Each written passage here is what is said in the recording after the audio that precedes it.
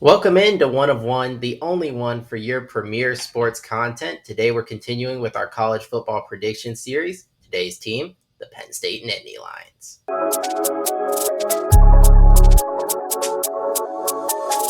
All right, so last season the Penn State Nittany Lions went 11-1 in the regular season and then ended up finishing 13-3.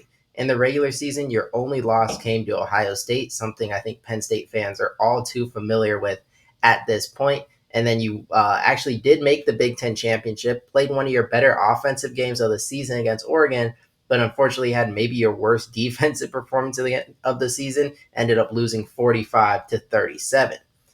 You then made the playoff where you managed to beat the SMU Mustangs, pretty dominant fashion there. Same with Boise State. And then ended up coming up just short, losing 27-24 to Notre Dame in the college football playoff semifinal. And what was a mixed bag. Drew Aller throws an interception that cost you the game. I don't think a single receiver had a catch, which is pretty ridiculous. But on the other hand, you were right there for a chance to play for the national title.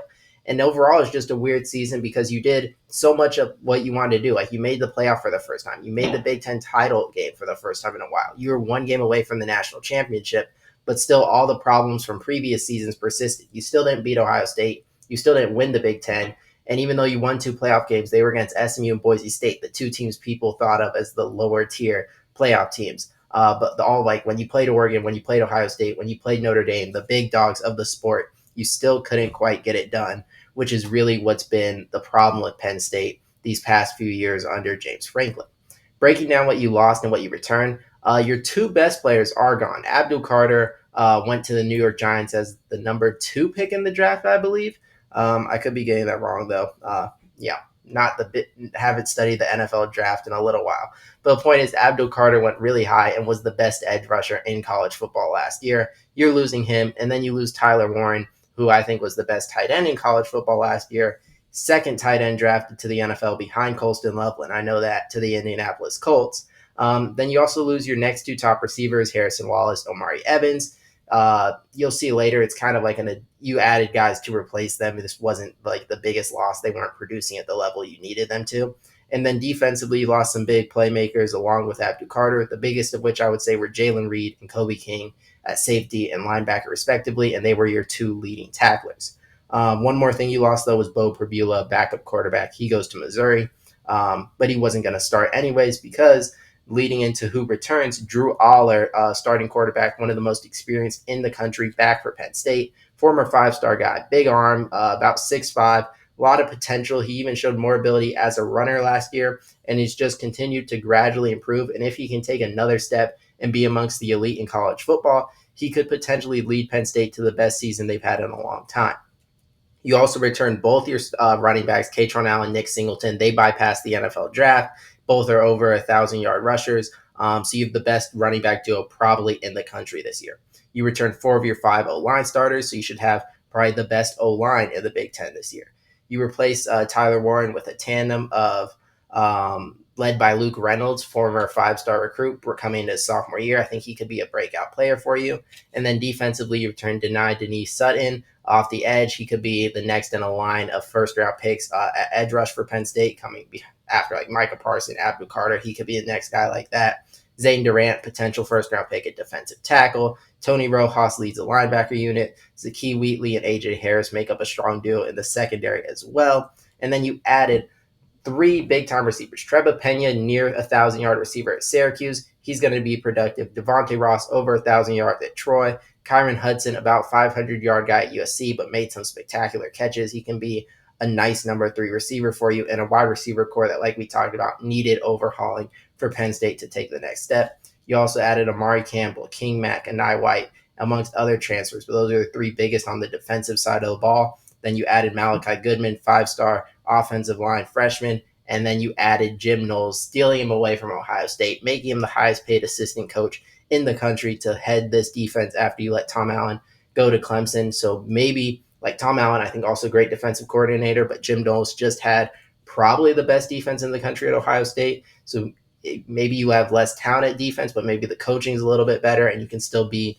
a top 10 defensive unit in the country. Getting into the strengths of this team, I mean, we just went through a lot. There's a lot of strengths. I went with the running back room and the O line because I think the O line's the best of the Big Ten. I think the running back room could be the best of the country. But like the court, you could list quarterback as a strength. A lot of people like how good Drew Aller could be. Denai Sutton, Zane Durant make the D line a strength. AJ Harrison, Zakee Weekly make the secondary a strength.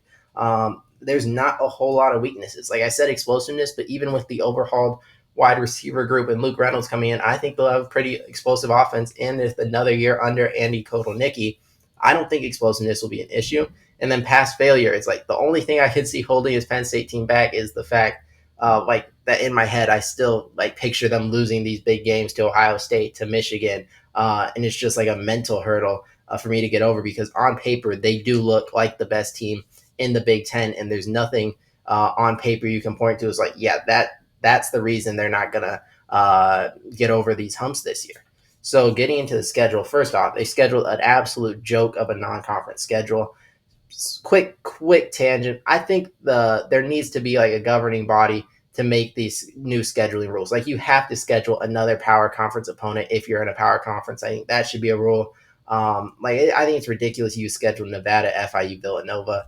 But anyways, Penn State will win all three of those games because of course they will. And then you basically have like 3 bye weeks and then a real bye week before a whiteout game at night at home against Oregon in your second or maybe your biggest game of the season, but probably I would say the Ohio State game is bigger. And I mean, I think they're going to win this game. I think Dante Moore, as a young quarterback, having one of his first road games with Oregon, coming at Penn State in a whiteout, maybe the toughest place to play in all of college football, like that specific setting, a night whiteout game.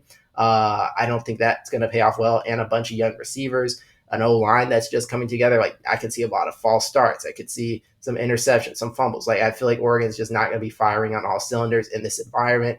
Meanwhile, Penn State is at 3 weeks of basically practice plus a bye week and is the more experienced team with a bunch of guys coming back. I think if James Franklin can't win this big one, he's got bigger problems coming his way. You got to get that one done. And then UCLA, maybe some people think UCLA could be a sleeper, but Penn State, way more talented.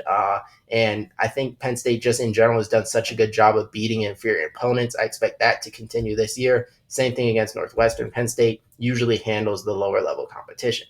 At Iowa could be really interesting because Iowa has the O-line. They have the really good defense. They've upgraded at quarterback with Mark Gronowski to maybe challenge Penn State more. But I don't think I still think Iowa's going to be a defensive oriented team that struggles to score. So I don't think they're going to put up a lot of points on Penn State. And Penn State just has more offensive talent overall. That even though Iowa's defense is really good, eventually I think it'll break with these Penn State running backs, with these upgraded wide receivers, with talented tight ends. I just don't think Iowa's going to be able to score enough because if Penn State hits like 20, I think that's probably the game.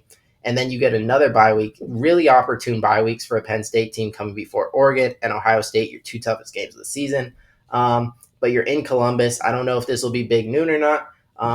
And on paper, I do think Penn State's better. Like I think Penn State is better on the lines of scrimmage, but both the O line and the D line. I think they should have the better quarterback, the better running backs, not better wide receivers, but arguably a better secondary and arguably a better linebacker unit. Like on paper, in a vacuum, I would take Penn State. But when I bake in what James Franklin's has struggled with beating Ryan Day, that makes it hard for me to pick Penn State. When I look at Ohio State, also coming off a bye week, and this is at this point like week 9, they're going to be peaking at this point of the year, in my opinion. That can make it more difficult. They have the home field advantage. And there have been other games throughout the past few years where Penn State should have won that game, was in position to win, and they just let it slip away. I can't confidently pick them to win this game on the road. I will go with them picking up their first loss this season against Ohio State, but they have to respond quickly because Indiana is no joke. You're coming back home against an Indiana team that can challenge you with some really good receivers, with Fernando Mendoza, who's a pretty good quarterback. And I do think Penn State could go down early, kind of like a hangover. But I think they respond in like a second half. That's like crazy projection, but I just think it could be tough coming off a loss. But I do think eventually they would respond, find a way to gut this one out. Michigan State could be improved this year, not enough to beat Penn State. I think Aiden Childs would struggle against this defense. Then home against Nebraska, which I think should be a competitive game. Nebraska and Dylan Royola should take another step this year, but they still don't have the talent of a Penn State. They have good receivers. They have a good O-line, but defensively, they've lost a lot, and I think Penn State can put up points on them and run the ball effectively behind their two bell cow running backs. And then I think you beat Rutgers, who returns a lot, but we just know Rutgers is a step below Penn State as a program. So once again, Penn State finishes 11-1, potentially will be in the Big Ten Championship, but comes up short against Ohio State. That's all I have for today's video. If you enjoyed, make sure to leave a like and subscribe to the channel to keep the college football content coming. If you have any requests for teams you want me to predict, feel free to leave it down in the comments below. Until next time.